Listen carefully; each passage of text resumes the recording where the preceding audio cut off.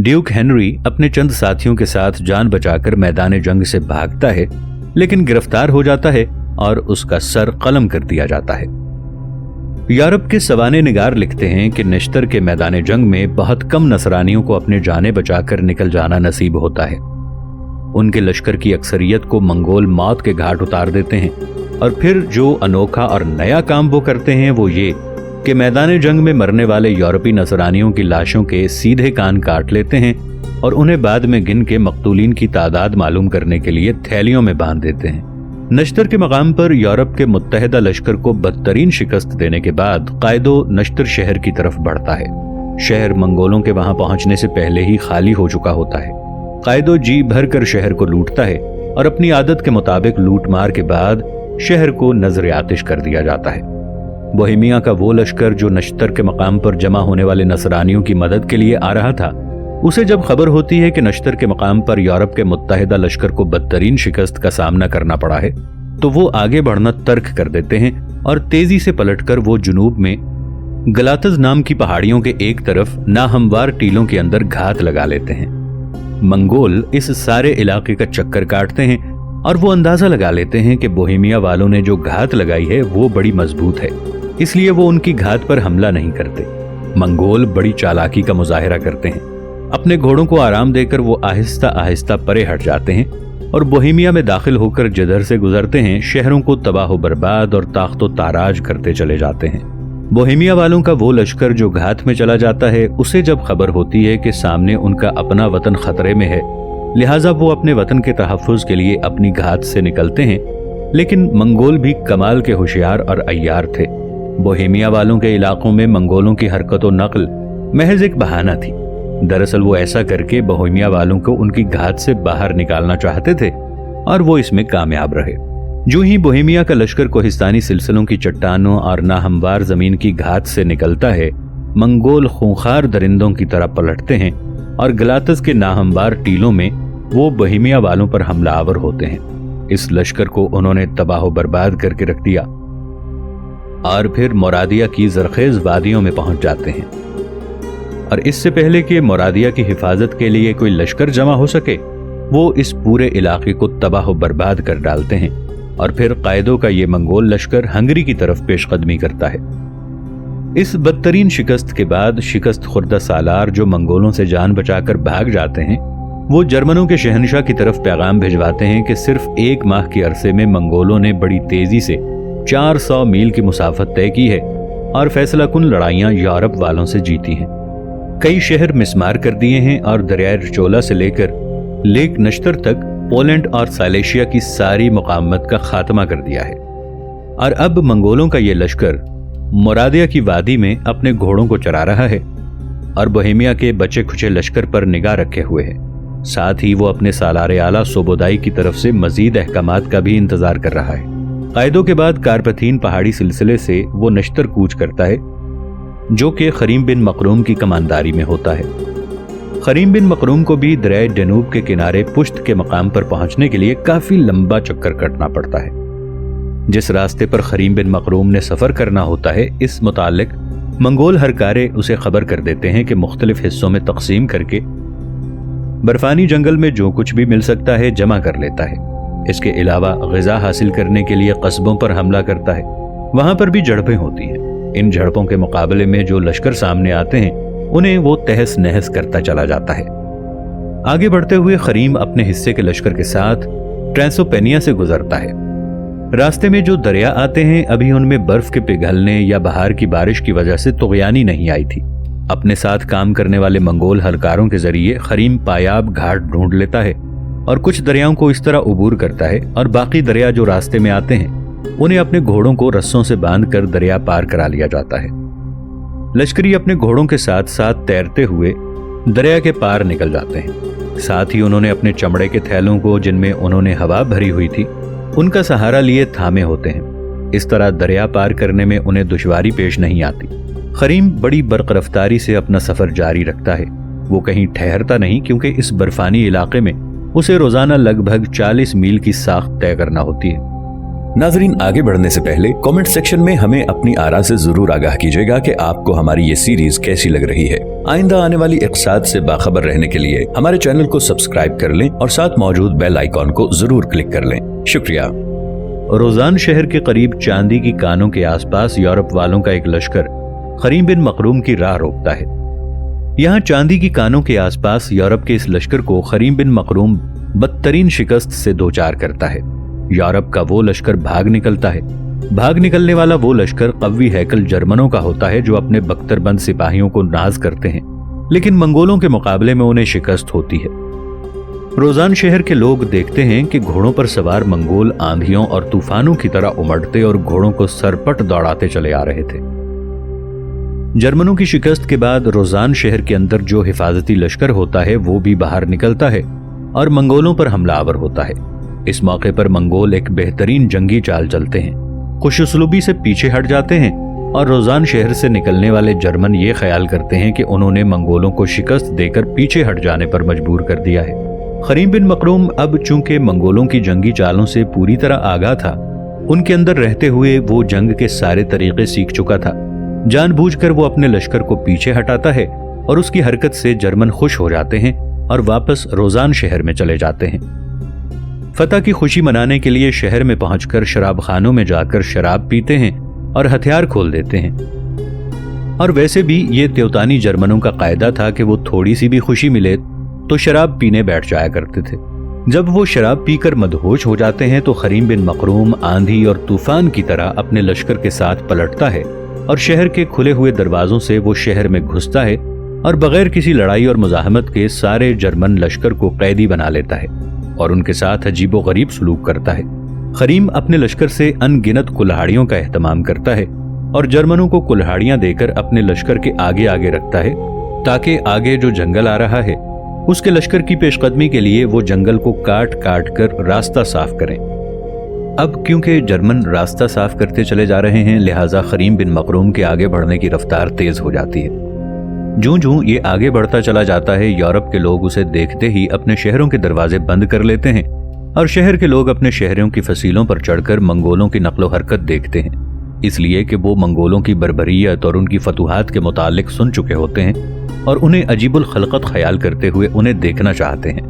खरीम बिन मखरूम Europe के अंदरूनी हिस्से में बड़ी तेजी से सफर करता हुआ और अपने सामने आने वाले हर लश्कर को कुचलता और हर शहर को फतह करता हुआ दरियाए डैनूब के किनारे पस्त के मकाम पर जा पहुंचता है। इस तरह खरीम बिन मखरूम मंगोल हरकारों की रहनुमाई में सबसे पहले पस्त पहुंचा। कायदों ने चूंकि अपने लश्कर के साथ लंबा कावा काटा था, लिहाजा वो खरीम बिन मखरूम से चंद दिन बाद दरियाए डैनूब के किनारे पस्त के मकाम पर पहुंचने में कामयाब हुआ था।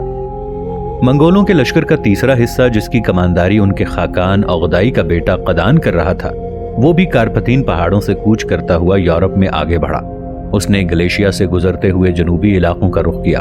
उसके जिम्मे ये काम लगाया गया था कि जनूबी बाजू को दुश्मनों से पाक करके लश्कर के दूसरे हिस्सों की तरफ 17 मार्च तक दरियाए डैनूब के किनारे पस्त के मकाम पर पहुंच जाए।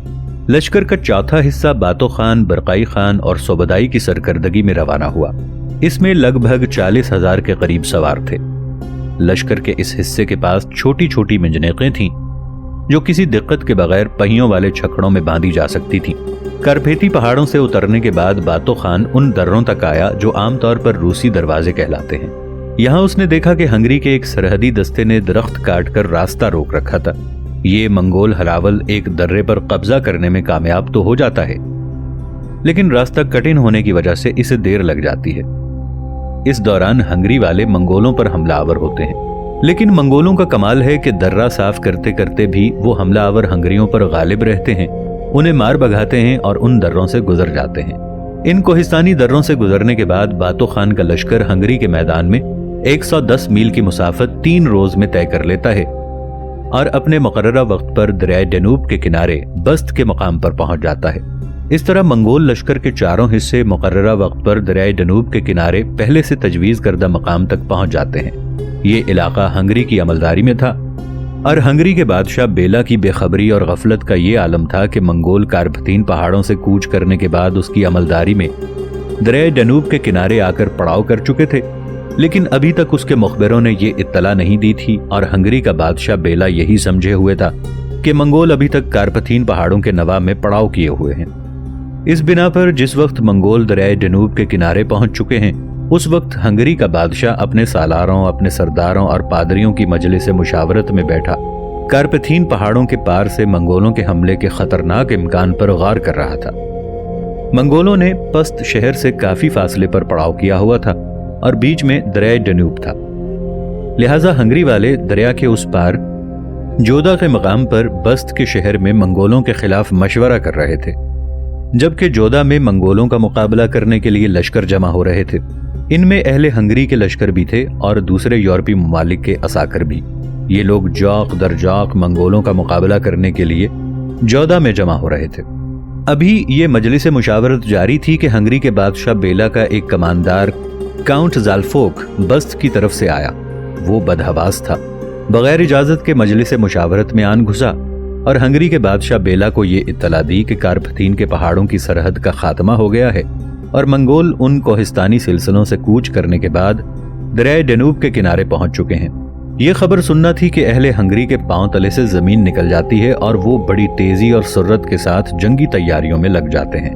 دوسری طرف باتو خان، برقائی اور صوبدائی بھی اپنے عساکر کو آرام دینے کے ساتھ ساتھ اپنے اطراف کے علاقے کا جائزہ لینے لگے تھے تاکہ پہلے سے یہ معاملہ طے کر لیا جائے کہ اہل ہنگری سے کیسے نمٹنا ہے۔